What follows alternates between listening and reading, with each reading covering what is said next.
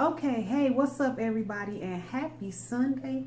It's Tiffany and This is Antoine. Tub. Tub. Okay. T-U-B? I call him Tub. To you.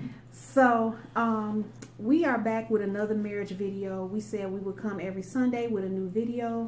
And last week we talked about prayer, which was awesome. We got a lot of good feedback on the video. People let us know that it was really a blessing to them. And so we're here tonight and we wanted to talk about the marriage vows and how the marriage vows, after you say your marriage vows, they're going to come true in your life. So we always start off thinking about marriage one way. So, you know, like you were talking about the wedding. How yeah, the tuxedos, the bridesmaids, and you have all that, and then you have the honeymoon, and then life begins. Real life begins. Real life, the journey. The journey. It goes up and down like a roller coaster, baby. Yep. So what we always think about when we say our vows, we say sickness and health, better or worse. Am I missing one? Sickness and health, better or worse, richer or poor, right. Death do us part. So, honor and obey. Oh, yeah. I don't think some people are. Obey. They don't say that. Some people leave that part out now, I think. A lot of people leave that part out. But anyway, the women leave that part out. So what we're going to really just talk about is just like some of our experiences. So we actually experienced the richer or poorer part of the vows recently when Tub hurt himself at work. And, you know, whenever you have an injury, that goes, we hit 3 vows at once. We hit sickness and health, we hit better or worse, and we hit richer or poorer, like with one incident. So whenever something like that happens, it can really be a challenge, and it could shake, you know, your marriage and your foundation on what's going on. Well, not, the richer, because we were never rich. No, we were never richer. But, we want to be richer. Right, we want to be rich, but never richer. But we entered the poor part where, the struggling and the journey, like I said, begins. And it's like a roller coaster. And when you have that injury to yourself where your spouse is injured and you hurt yourself on the job, things comes in a factor, bills, kids with the food and everything, and school clothes and all that stuff. So, what do you do? Right. What do you lean on? Who do you lean on? Right. And who do you call on? Your friends are around when everything's going good, but when it's going bad, they avoid you like the plague.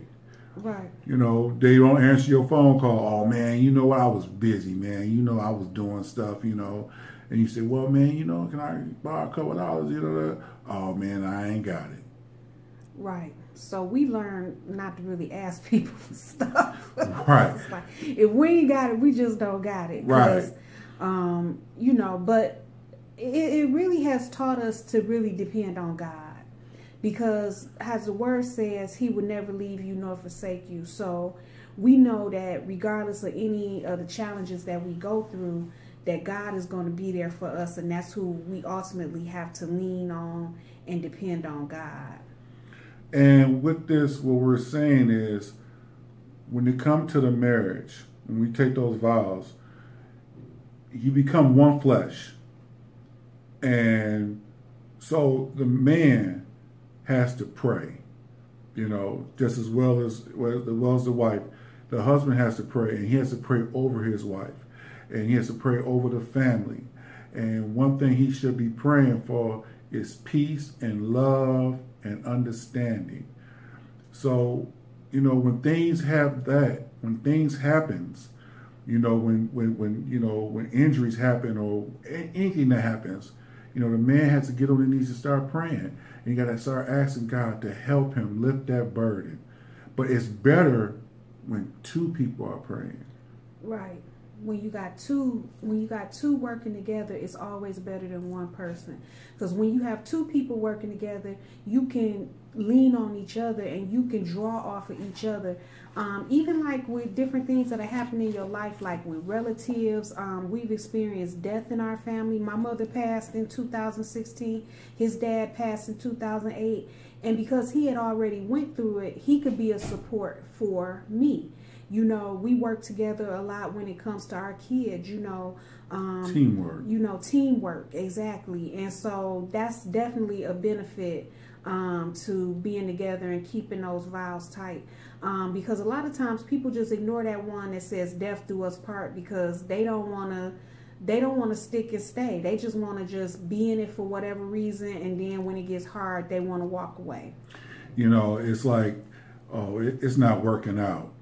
Yeah, I can't do this. Right, I can't do this. There's just too much pressure. It's too much stress. You know, and then all of a sudden you see their Facebook post, I'm too stressed to be blessed, but you don't even want to stick it out with the man you with, the man that loves you. You know, it's unconditional love. You know, when you're with this person, I'm with my wife, Tiffany. When I took those vows, you know, for a minute I took them for granted.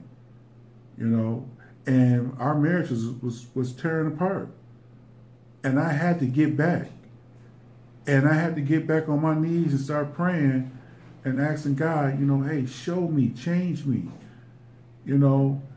And so far, you know, God is blessing me, even though through my trials and tribulations, even though I'm going through what I'm going through right now, I still depend on God. I still lean on God for guidance, for blessings and everything. And he's still blessing us. And because I'm showing unconditional love to my wife. And I'm asking God to change me. Not her, but me. Work on me. Right. And that's what you have to do. Men as husbands, you know, we have to, you know, look in the man in the mirror. God, change me, you know.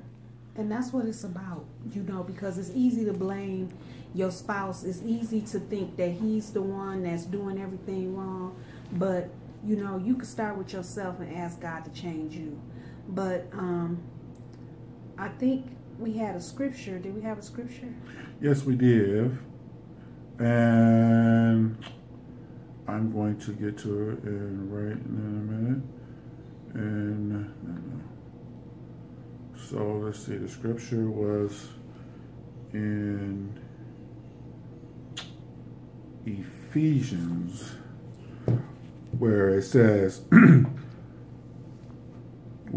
here, husband, love your wives just as Christ also loved the church and gave himself for her, that he might sanctify and cleanse her with the washing of the water by the word, that he might present her to himself a glorious church, not having a spot or wrinkle or any such thing, but that she should be holy without blemish, and without blemish, So husbands ought to love their own wives as their own bodies, and who love his wife love himself. For no one ever hate himself or his own flesh, but nourish and cherish it just as the Lord does the church. So it's saying that, you know, I love me. I love my body. I'm going to nourish and cherish it, treat it good. You know, when you nourish and cherish your body, that's saying, you know, I'm going to love and cherish her too. You know, I'm not going to hurt my body, so why should I hurt her? And hurt means as in, it can be as in physical and it can be in mental. You know, so you can do mental abuse, you know, saying stuff, you know, saying and tearing her down. You're not going to tear yourself down, so why would you tear your wife down? Right. Because you're one flesh. You're one. Right. So don't bring no chaos into your marriage. You know, it's hard, you know, when the world beats you down and the world tears you down. So one thing you should have to come home to is your wife, where she can build you up and, you know, charge you up, and you get ready to go back out there and deal with the conflict and everything else.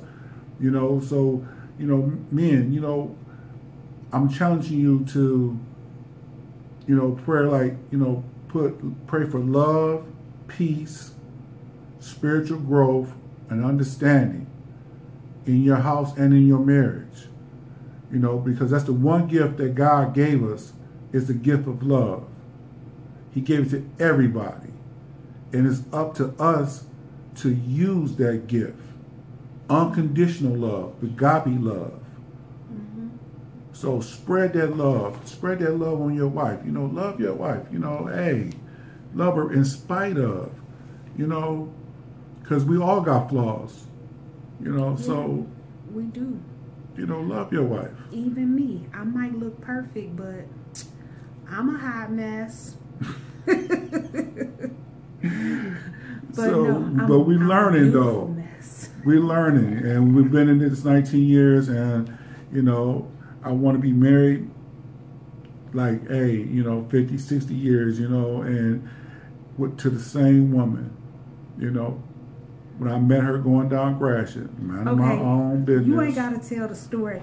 We'll tell the story another time because we almost out of time. But anyway, thank you guys for tuning in with us tonight. And we're going to come next Sunday with a new topic. And if you have a topic maybe specifically that you want us to talk about, share it with us. Yeah, share it with us. Leave us a message, inbox me, or let me know.